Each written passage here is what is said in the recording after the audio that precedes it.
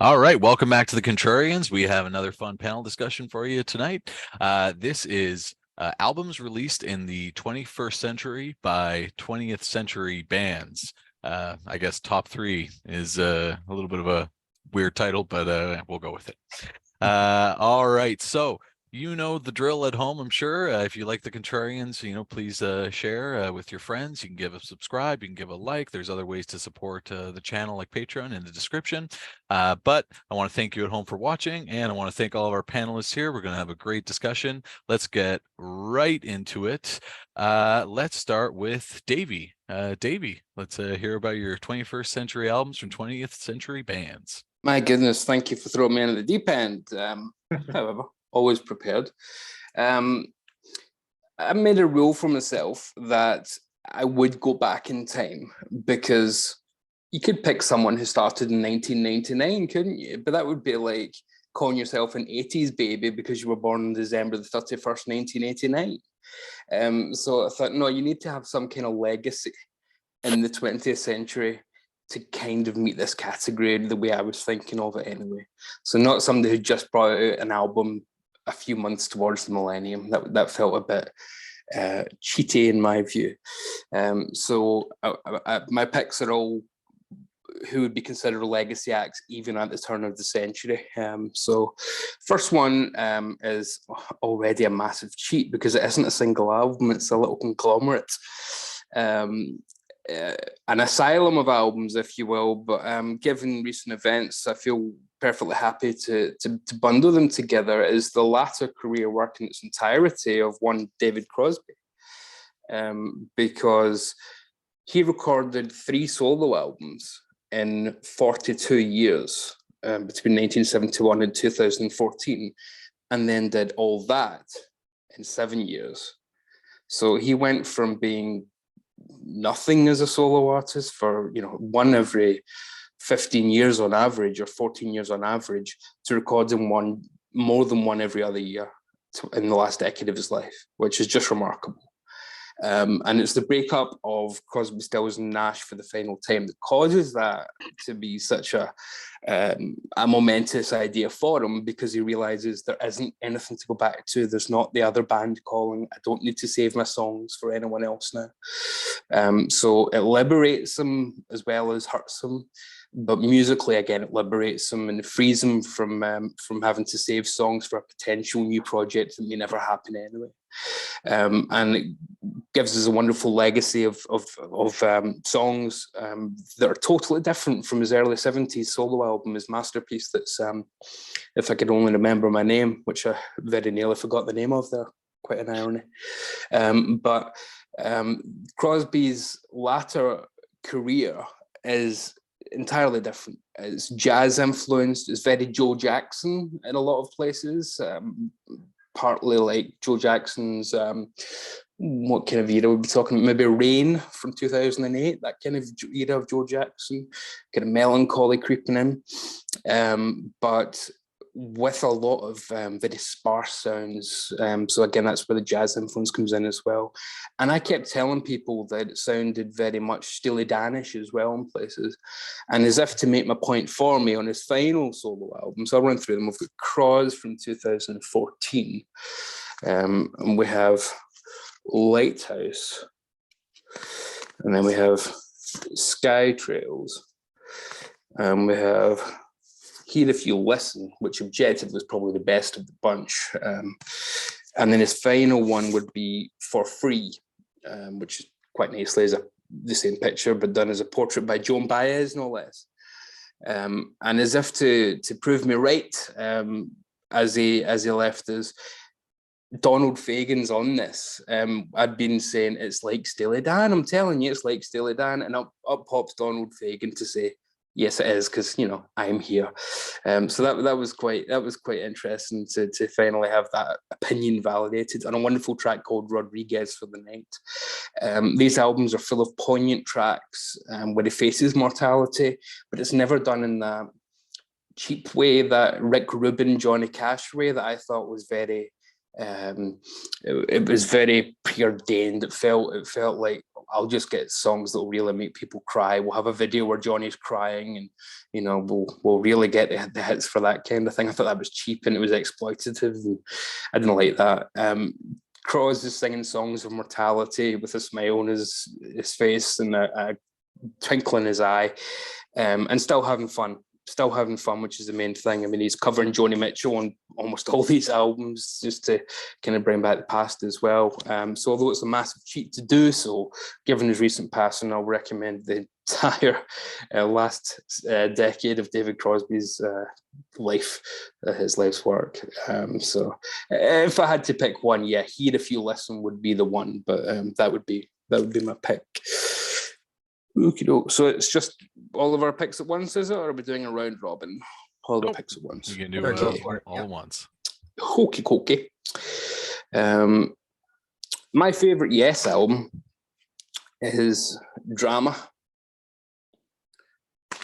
I'm going to elaborate on that. It wasn't just a statement of nowhere. I'm going to now make a point about that. And this expanded version, features tracks on the bonus edition, as does this, which is the Buggles' second record, which features tracks on the expanded version, so which would be intended for either the Buggles' third album or Cinema, the project that would ultimately become Drama, the kind of band they were toying with calling it, if not Yes, or it was going to be the follow-up to Drama, depending on what bonus tracks you take.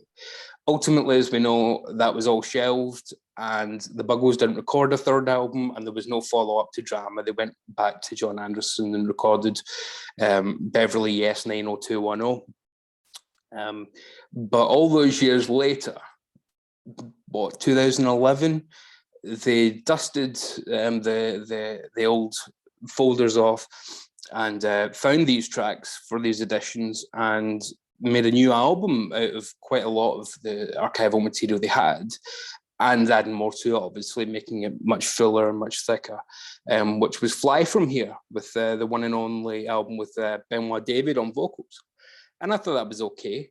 But then to make it a true follow-up in this narrative with Trevor Horn in 2018, they released what I think is the best Yes album in the last 35 years, which is Fly From Here, Return Trip. So you get essentially the same album, although there's massive changes in places. There's a whole song here that wasn't on the original record, Don't Take No for an Answer. It would have needed massively expanded. But Steve Howe puts guitar parts on every track here that were not on the original album. It makes it a much heavier piece. And they removed Benoit David's vocals entirely, which I feel for him, because it's the one and only album he was on with Yes, and then he gets his vocals taken off. But it then becomes the exact lineup from Drama. So it is Drama 2 all those years later. So 2018, we get Drama 2 effectively with Fly From Here. And because Trevor's become a studio maestro in the decades in the interim, his voice hasn't been through the strain of touring night after night and all that. So Trevor sings exactly like it's 1981. I guess the follow-up might have been. There's no differentiation between his Drama voice and his voice on Return Trip. It is wonderful.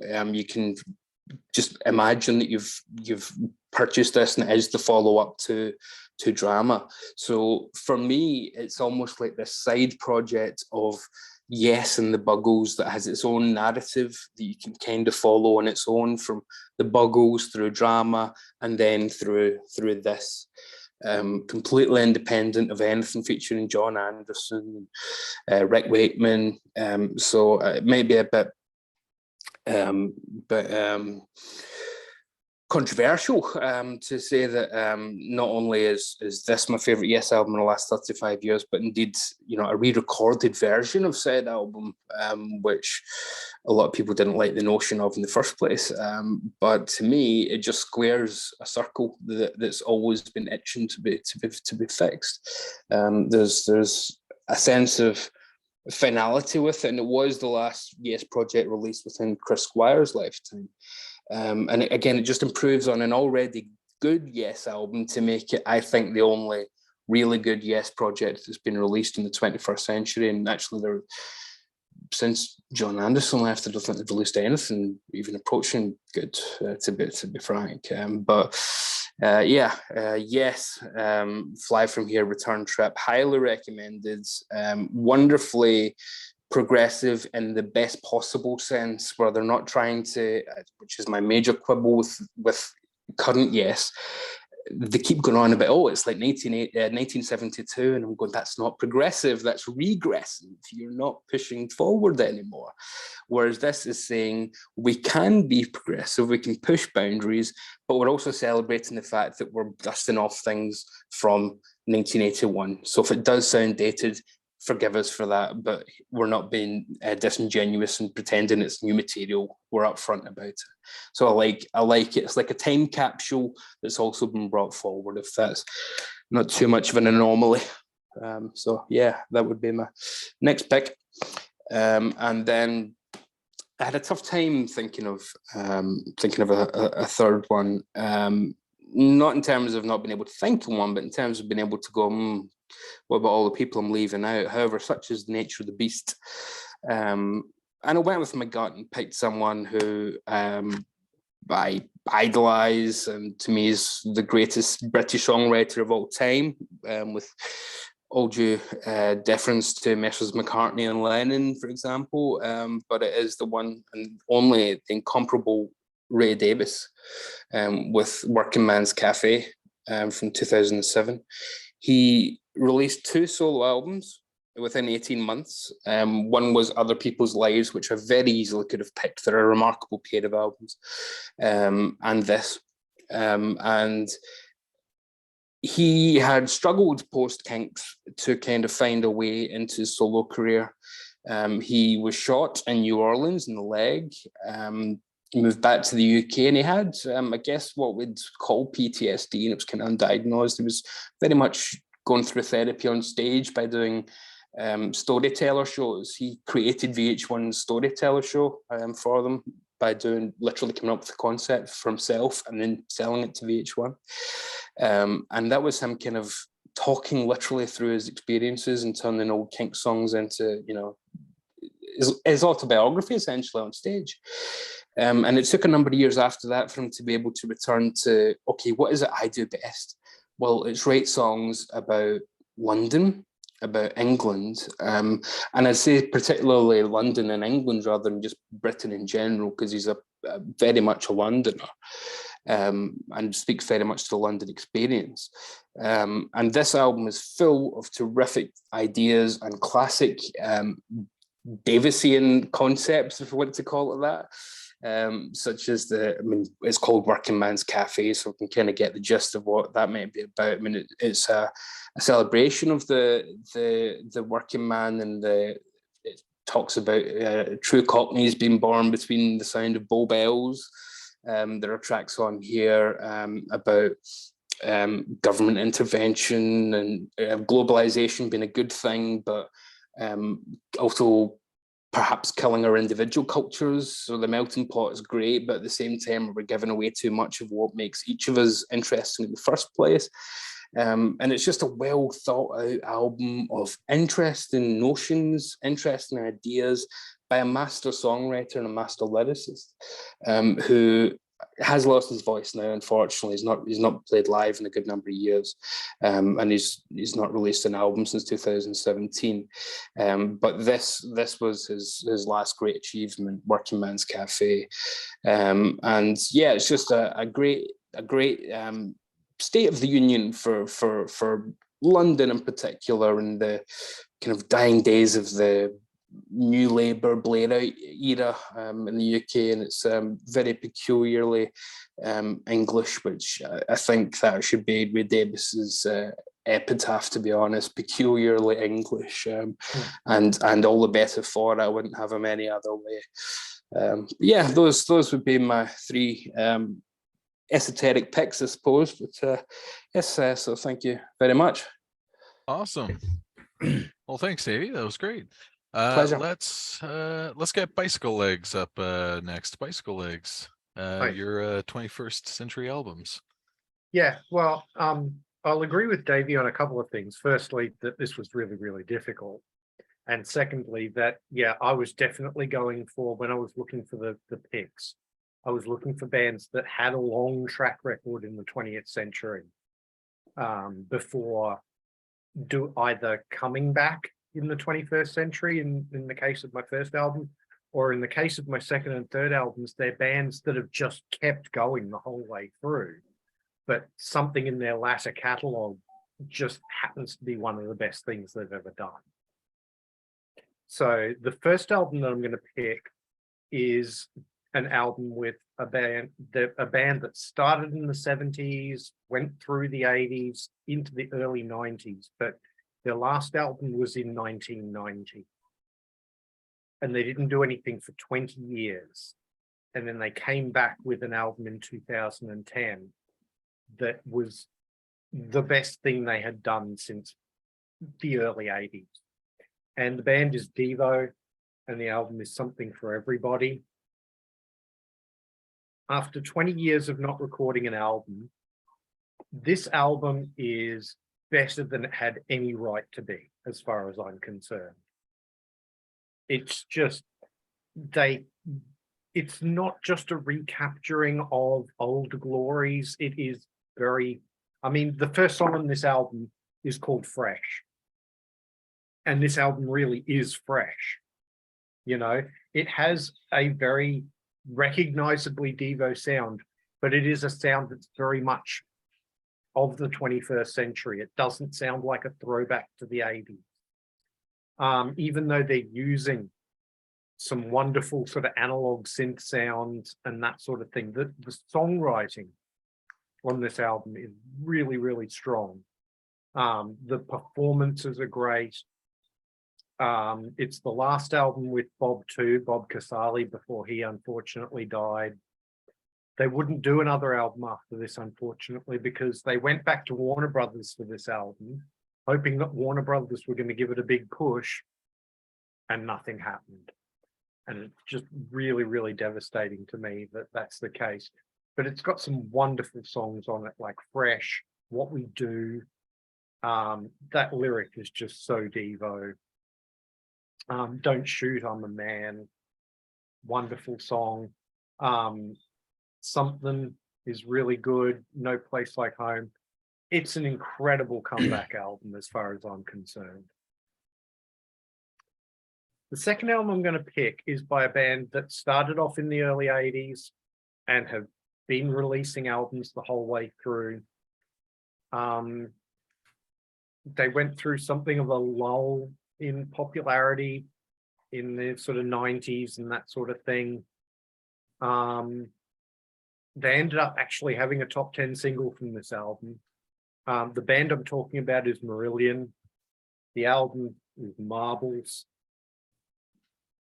This is one of my favorite, if not my favorite, Marillion album, depending on what day you ask me. This is the double album too, like 2 albums, so it's got all the songs on it.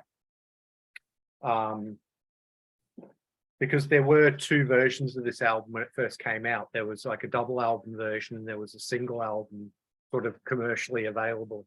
The double album you had to buy from the band, from their website or what have you. But this has got some of the strongest music Marillion had made ever. I mean, let alone since, you know, their glory days. You know, this doesn't just sort of come up to their glory days. To me, in some ways, it even exceeds it. Songs like The Invisible Man, that song is just such an incredible journey.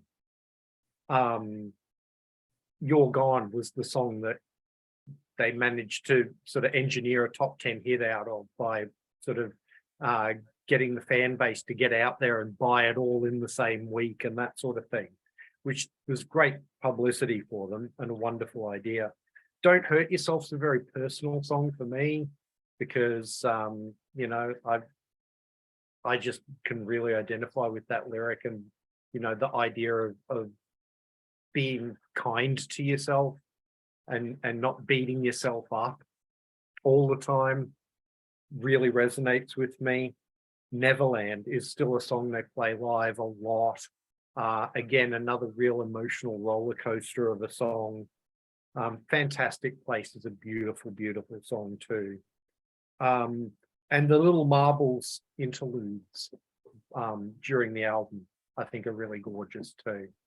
So that's my second pick.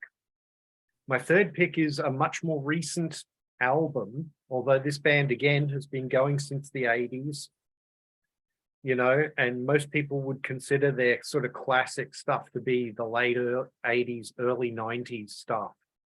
But they released an album in 2015 that became my favorite album by this band.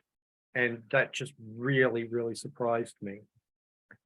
The band is They Might Be Giants. The album is Glean. Wonderful die-cut sleeve. Great artwork, but this is just, I mean, if you're into They Might Be Giants, you know what you're going to get from a They Might Be Giants album. And if you're not into them, you're just not going to get it. You know, they're just one of those bands. You either get them or you don't. And I understand people who don't get them, but they're possibly my favorite band ever. They're certainly the most fun band to be a fan of for me, because they are so interactive with the fan base online and what have you. And they're wonderful in concert. I love a band where you get two shows for the price of one. And with They Might Be Giants, you get two shows for the price of one when you see them live, because you get a music concert and you also get a stand-up comedy routine at the same time. The pattern between songs is just hilarious. But this just has some of the most incredible, just insanely catchy pop music with twists and turns in it. And then you're listening to these bright, breezy tunes, and then you listen to the lyrics, and the lyrics are dark and sometimes even menacing. And I love that sort of juxtaposition between music and lyrics that you get with They Might Be Giants. But this has some of my favorite songs of theirs. Things like Unpronounceable and Madam, I Challenge You to a Duel, and Good to Be Alive, Erase, Let Me Tell You About My Operation. And then there's a song on here that's just called Ah, which is just a wonderful song. Again, with a really paranoid lyric. So those are my three picks. They're probably quite different from what everybody else is going to pick, but they're the ones that really sort of stood out to me. Nice. Awesome. Yeah. Thanks, Cool. Bicycle Eggs. That was great. All right, let's Martin, how would you feel about going next? Sure. Okay. My first pick is Madness, and I could have gone with either of these. But yeah, Oh, Can't nice Touch Us choice. Now and The Liberty of Norton Folgate. Norton Folgate, just outside of London, yeah. Yeah, probably my two favorite Madness albums. I think this band is just aged gracefully. I love the high fidelity and the kind of like the sober arrangements of everything on both of these records. I can't really pick one or the other, but we're talking about a 2009 and a 2016 album here. My second choice is Buzzcocks with Flat Pack Philosophy.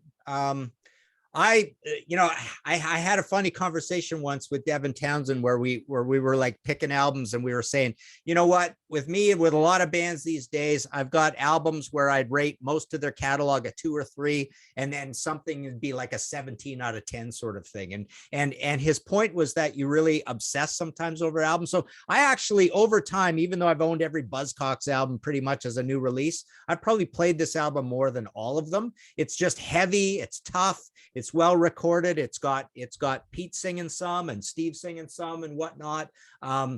it's varied. It's still just stripped down and snarling, but it's well recorded. And in the same camp, I thought I should mention the Magazine album. I just went on Bicycle Legs' show. We talked about magazines. So this is another band from what is it? 70, 78, 78, 80 and 81, something like that. But so they came back with this album. It's the only other album they've done besides the clutch of the what is it, four albums altogether early on. So this was a really good comeback.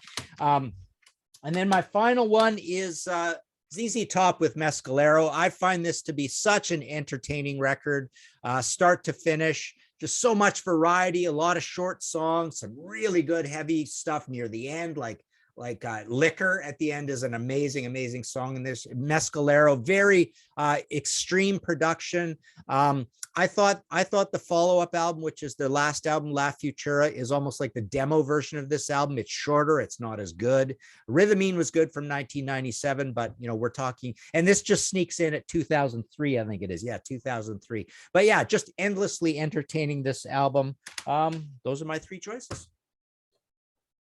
All right, awesome. I just want to make one more quick note. The funny thing is, I had a bunch of others that all fit sort of a thing where you can almost have this big debate about, do we want bands to do music the way they were doing it in the 70s? And sometimes we love it, sometimes we complain about it, sometimes we think it's too safe. But that's a whole interesting debate that runs through a lot of this stuff. So yeah. That's it. Sounds like maybe idea for a sister episode for this one, or a sequel. Because those Madness albums, for example, owe a lot more to Ray Davies than their early albums do. Right, although Suggs is also another great London chronicler. So, awesome. Well, it sounds like we'll have another chat in similar vein soon. Then. Let's go to Bill next. Bill, your 21st century albums by 20th century bands. All right.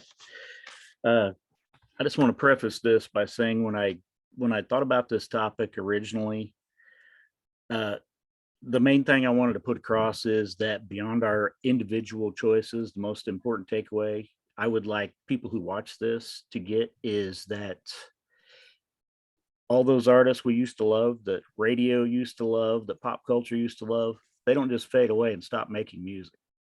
There's a ton of great music, or just good music, still out there by all these artists. So by all means, if you love an artist that you think disappeared off the radar, get online, do a little research, and go out and find out what they've been doing the last 2 or 3 decades, because you might be surprised. That said, I'm not going to cheat by mentioning every album that Joe Jackson and Rush have done in the 21st century, because those are my favorite artists, so that would be easy for me. So I'm not going to do that. Instead, I'm going to go a little sideways. The first one that came to my mind is this one. 2004, Tears for Fears. Everybody loves a happy ending. This was the first album where Kurt Smith rejoined Tears for Fears, and to go forward they went backward. They embraced their inner Beatles completely, and they took a trip to 1967, and it's almost like they decided they wanted to make a follow-up to Sgt. Pepper's or Magical Mystery Tour, and they did it exceedingly well. Every song on here is a pop masterpiece. This thing is just full of ear candy. I never get tired of it. It was just an impulse purchase. I walked in the store and saw it. Yeah, why not? Let's try it. And I was floored, and I'm still floored every time I put it on by what a thing of beauty this is. And I'm not even a huge Tears for Fears fan. This is definitely my favorite album by them. I want to come at this one.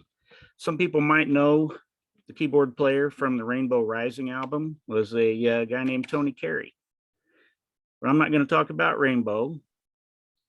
I'm going to talk about Planet P Project. In the early 80s, Tony started putting out albums under his own name as a solo artist, and he also started putting out albums under the Planet P Project name, which essentially were just Tony with a different name, with a slightly more keyboard heavy mildly proggy edge to them. There were 2 of those put out, and he had a minor hit with a song called Why Me? And for some reason, he decided to, after many years of solo albums, resurrect the Planet P project name for a trilogy called Go Out Dancing. And my favorite of those 3 came out in 2008. It's called Levittown. And the idea behind these is it's a little bit of a history lesson. For a guy that many people only know as a keyboard player on a long lost hard rock classic album, the guy's actually an outstanding lyricist and vocalist and multi-instrumentalist. He plays most everything on here with a couple of guests. But essentially, you're looking at a history of the 20th century through individual portraits and overall portraits of culture, starting pre-World War II.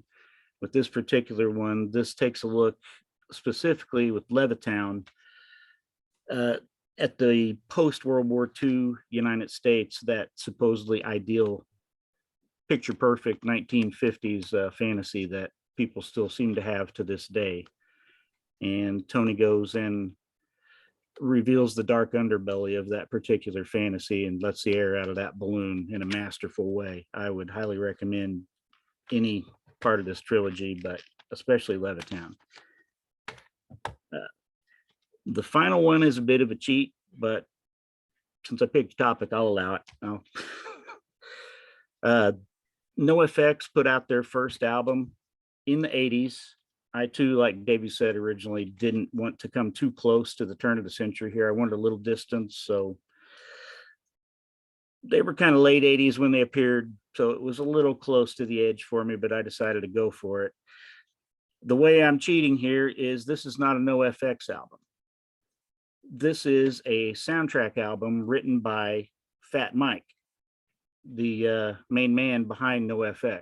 It came out in 2015. It's kind of I wouldn't call it an all-star cast unless you're perhaps familiar with a lot of these bands that are probably not common knowledge for people outside of this scene, but it's called Home Street Home. Original songs from the Shit musical, taking the piss out of himself a bit with the title there.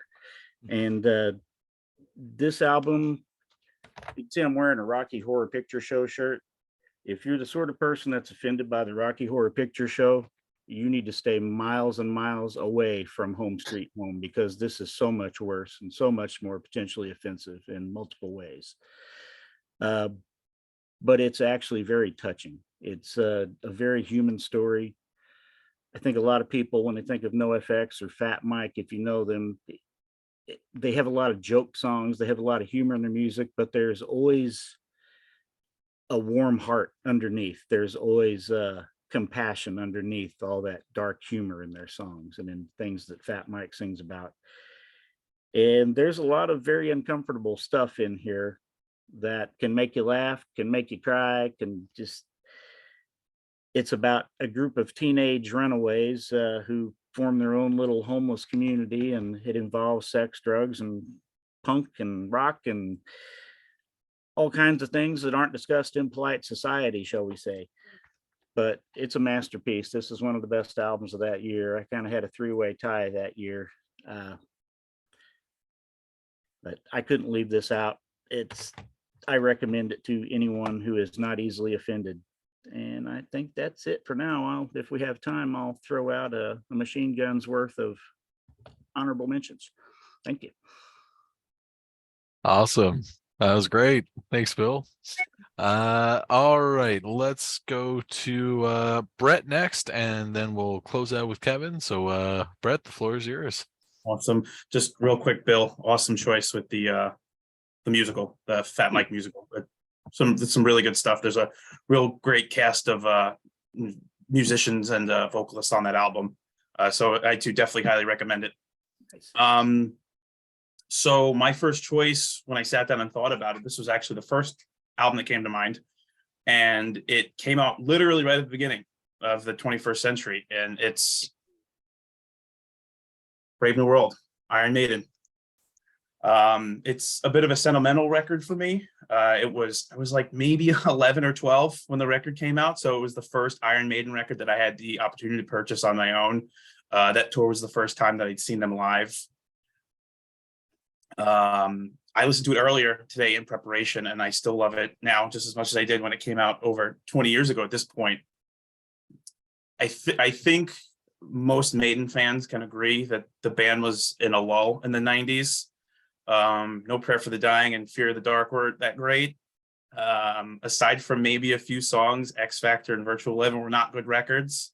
So for them to not only come back with Bruce and Adrian and end of 99, but for them to come back with this record and have the album be as strong as it is, in my opinion, it showed that the band was still at their top, and they were a band that still deserved attention and recognition at that point, which 2000, they had already been around for maybe just about 25 years, I think. I think it was close to 25 years since the release of the first record, or at least when they had started.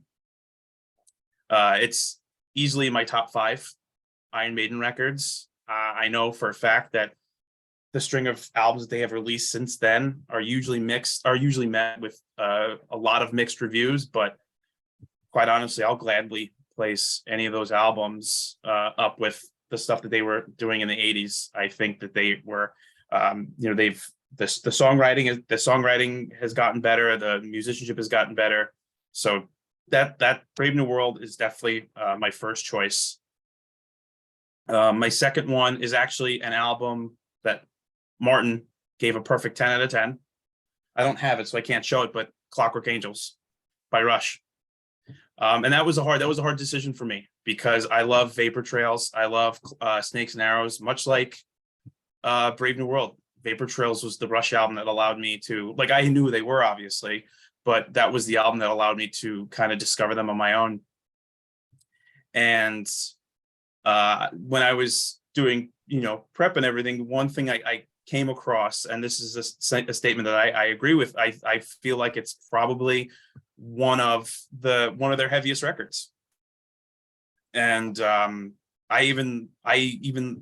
think I enjoy the live version on the Clockwork Angels live album that they do with the whole orchestra, because it actually manages to make the song sound heavier.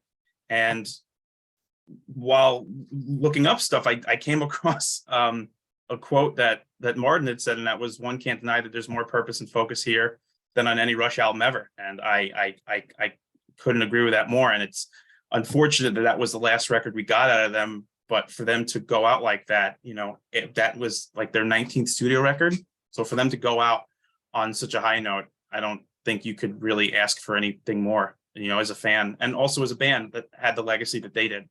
So Rush, so far, Brave New World, and then Rush, Clockwork Angels.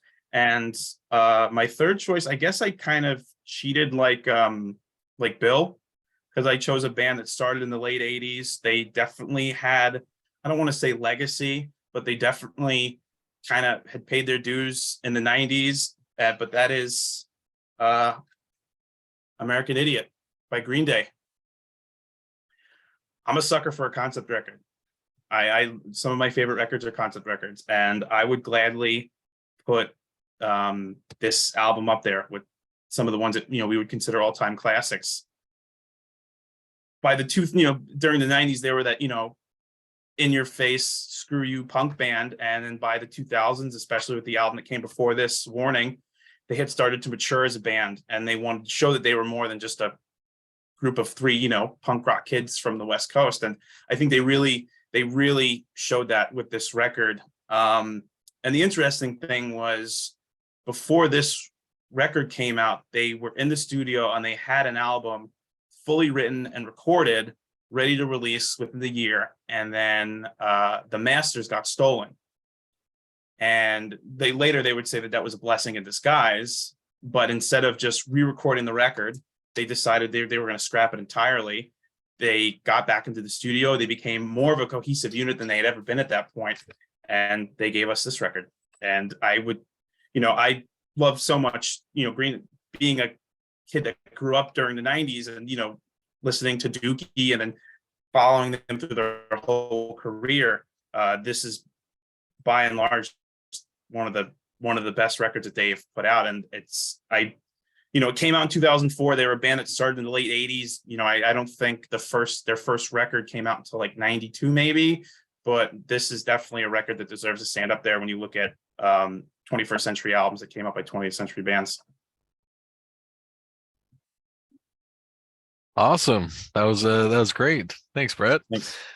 All right. Last but not least, let's go over to Kevin. Kevin, the floor is yours. All right, thank you. Yeah, so I had to sort of set up some rules for myself at the beginning of this too, because I quickly had a list of about 25 or 30 albums.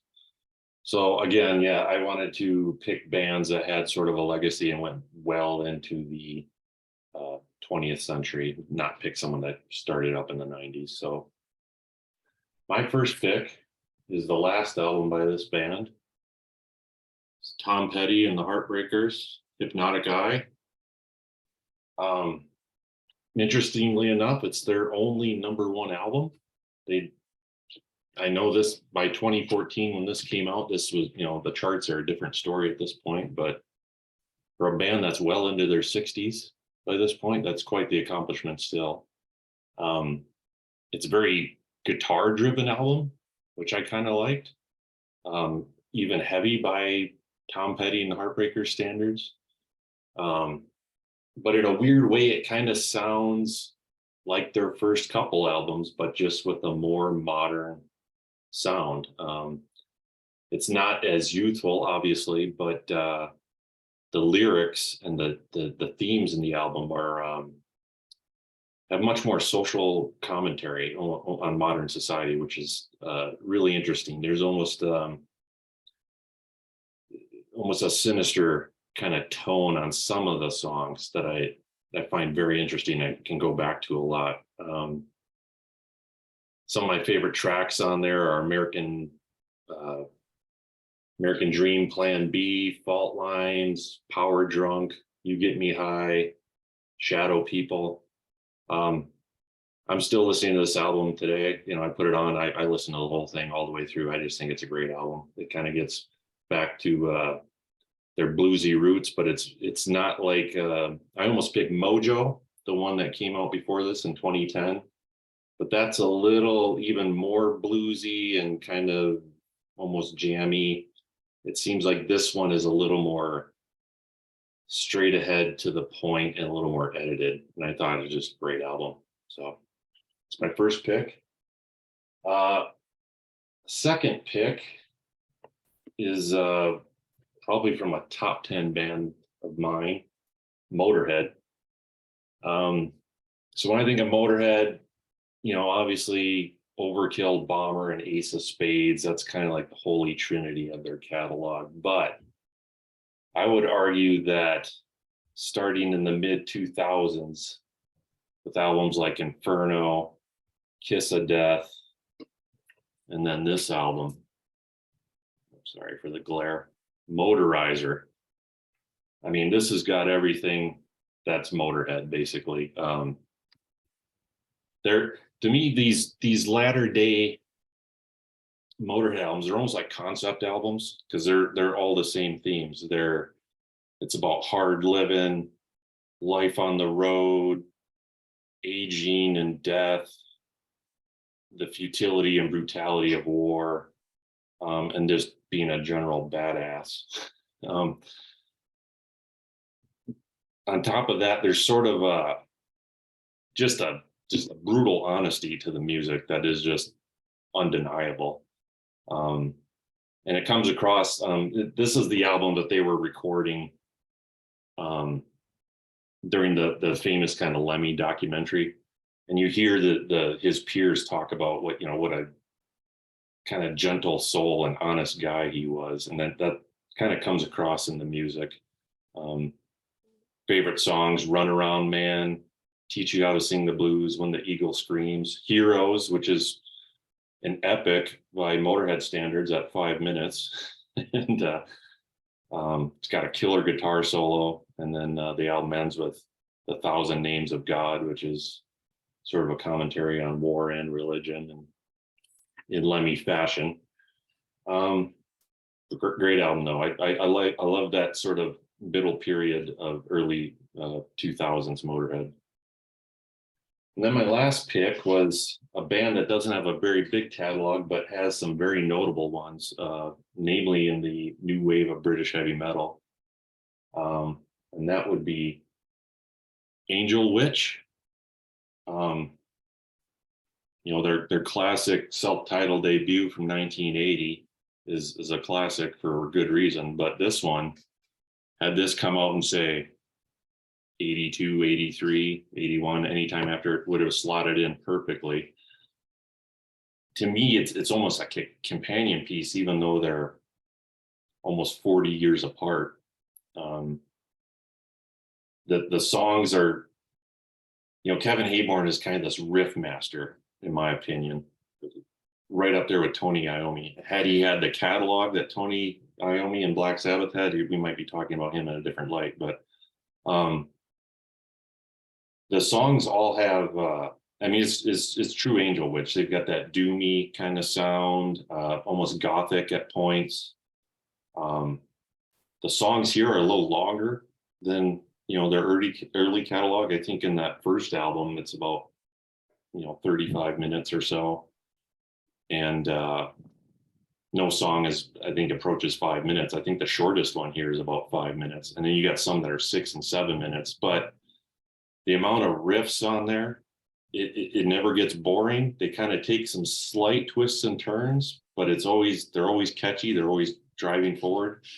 And then I sort of like, I listened to the album again today, and I was really kind of struck by the solos.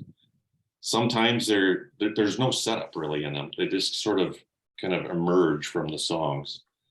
And I think that's really cool. And then, you know, some of it's just straight ahead heavy metal too. At the same time, there's parts that gallop. But I think this is a really mature album, expanding on their sound. Unlike, say, I love Iron Maiden, but I think some of their later albums, they get, you know, there's this long extended intro and outro that, you know, we can argue, but I think it's not really needed. Here, it's sort of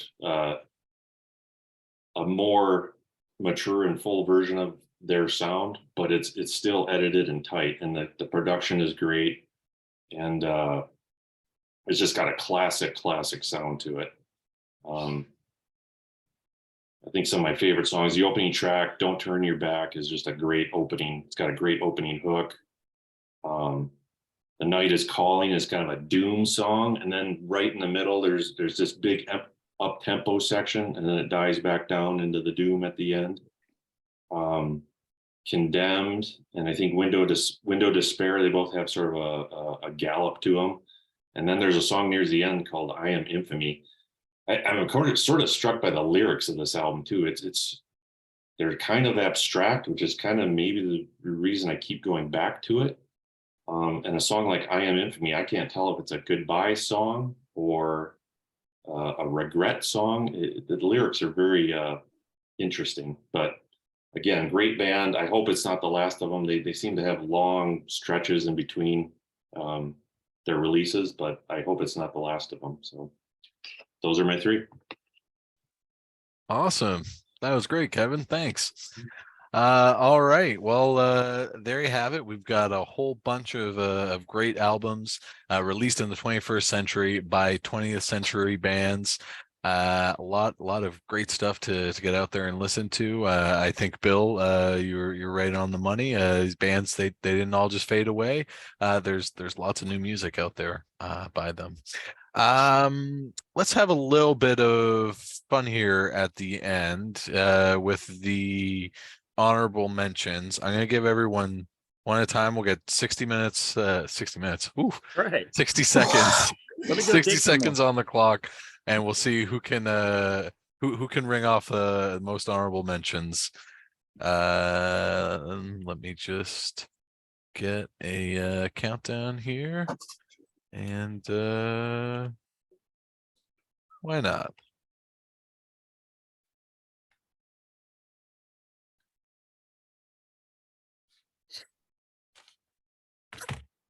All right. Let's start with Martin. You have any interest in Sure. doing this?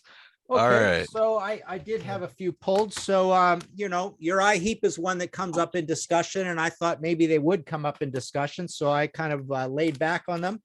Heart is another one. Fanatic, Jupiter's Darling, Red Velvet Car, amazing records. When I think of these bands, I usually think of the likes of King's X, Deep Purple, definitely all the Deep Purple stuff recently. I definitely thought Kevin Motorhead as well. I love all those latest Motorhead albums. Cheap Trick, another band that comes to mind. So those are the ones I usually talk about. And I'm actually a fan of those last two Kiss albums as well. All right. It's some groups in there, so I'm just gonna call it 9 over there. Okay. Brett, when you're ready. Yeah, no, I didn't put any honorable mentions, but I'm looking through all these CDs over here to try and see if there's anything I could think of. But Martin, like Martin said, well, not Monster, but Sonic Boom would be up there. This is actually a choice that my dad had said when I was talking to him about this, but he thinks that the last Van Halen album was a really underrated record. I think it was called Different Kind of Truth. Obviously some of the Metallica stuff, not Saint Anger, but like Death Magnetic is a great record. Hardwired was another good one. Some of the later stuff with some of the later Queensryche records with Todd La Torre on vocals are absolutely amazing. Especially when you look at everything that they released in the 90s post Promised Land. I'm just trying to think, Sabbath 13 was a good record as well. But yeah, no, that's all I can think of right now. All right. Awesome. Well, I'm not that great at counting when we get into, generic groupings of albums. So we'll call it 7. Yeah. Let's go, Bill, when you're ready. All right. Well, Martin started off with some of the ones I got too. Wake the Sleeper is my favorite of the modern Heap albums. I pulled all 3 of those Heart albums also. I'd probably pick Red Velvet Car. So weird. But Roger Waters' first album in 25 years. Is this Oh, live? yes. Yeah. Dennis DeYoung, 2 recent ones plus 100 years from now. Night Ranger, Somewhere in California, I quite enjoyed. Journey Eclipse is almost my favorite Journey album. It kind of peters out at the end, but it has an awesome start, and Neil Schon kills on it. I've already mentioned every Joe Jackson and Rush album as one. They could all be there. Elton John's Captain and the Kid was really good. It was the sequel to Captain Fantastic. Let's see here. We've got a whole bunch of stuff from Albert Bichard and Joe Bichard under various names, former BOC members. Oh, we got a minute, but you crushed it, Bill. We'll call that 15. Wow. Kevin, let's get you when you're ready. All right, rapid fire. This one almost made my top 3. Choice of Weapon, Cult. I had also the Van Halen, Different Kind of Truth. I had Rush, Clockwork Angels. This is a personal favorite of mine. This guy's got a huge catalog. Robin Trower, Playful Heart. That was 2010 album. A bunch more on my list. Judas Priest, Firepower. Warren Zevon, The Wind. Billy Gibbons, Hardware. I had Heart Fanatic as well as Roger Waters, Is This the Life We Really Want? Tool, Fear Inoculum. I think that's their greatest album, but I couldn't really put them on the list because they started in the 90s. Tom Kiefer, Rise, which I thought was a great album from 2019. For Iron Maiden, I would have said Book of Souls. That's my favorite latter day Iron Maiden. David Bowie, Black Star. Oh, all right. 13, let's say, Okay. although I'm sure you had more, but I had more, but I couldn't speak. Bill, yeah, Bill's just got this the speed and the collection. Davey, let's see, can you unseat Bill? No, and I'm not going to try. I don't play these kind of games. turns into Billy Joel, we didn't start the fire. You're just giving things with no context. You know, Harry Truman, Doris Day, Elton John comes out as gay. Who cares? So I'd rather just pick a couple and give 20 seconds to them. Go for It's it. not the kind of thing that pops up in the Contrarians, but I think it's one of the best things they've ever done. Public Enemy. How you sell soul to a soulless people who sold their soul. Probably take 60 seconds to say the title alone, but this is the album where Chuck D goes from being a great rapper to being just a great lyricist and a true poet. It's an absolute masterpiece. And on top of that, I just add Prince, Planet Earth, Neil Young's Greendale, Warren Zevon's Life Will Kill You. There's a million more out there, but yeah, I'm gonna give some love to P. So yeah, just count me as one All for right. P. We'll give you the Contrarians award for refusing to play My Petty Yeah, Game. the There you games go. people play. Yeah. All right. Last but not least, Bicycle Legs. 60 seconds on the clock for you as well. Yeah, well, I'm not going to try and compete either because I don't have that many, and I definitely don't speak as fast as Bill does. I am definitely kicking myself for not thinking of Bowie's Black Star because that's a top 3 Bowie album for me. Absolutely killer album. The Warren Zevon, both those albums, The Wind and Life Will Kill You, absolutely brilliant. King Crimson, Power to Believe from 2003. I think that's a really good latter-day King Crimson album. It's certainly a better album than the one that came before it, which is nice. Joe Jackson, Rain, I would definitely go for. Going back to They Might Be Giants, the album that came out immediately after this is called I Like Fun and is almost as good as this album, so I'm going to throw that one in there as well. Yeah, I think that's. I think most of the other ones, Madness, were great too. I was really glad that Martin picked those. So. All right, awesome. Well, thanks, Bicycle Legs, and thanks to all of our panelists. Thanks for indulging me. Everyone said they had so many ready to go that I just thought, let's have a little bit of fun with it. But thank you at home for watching. Hope you got a lot of new albums to listen to from some maybe older bands. I know I sure did. So thank you to all of our panelists. And if you like the Contrarians, you can give us a like, you can give a subscribe, you can share with your friends, but most importantly, join the conversation in the comments below. There's always a second panel discussion in the comments, so we want to see you there. We want to hear what you're thinking. Thank you so much for being here. Thanks again to our panelists. Have a good morning, have a good evening, have a good afternoon, whatever it is. Have a good one. Thanks, guys. All right, thanks, guys. Yeah. See you later. Thank you. Bye. Good night.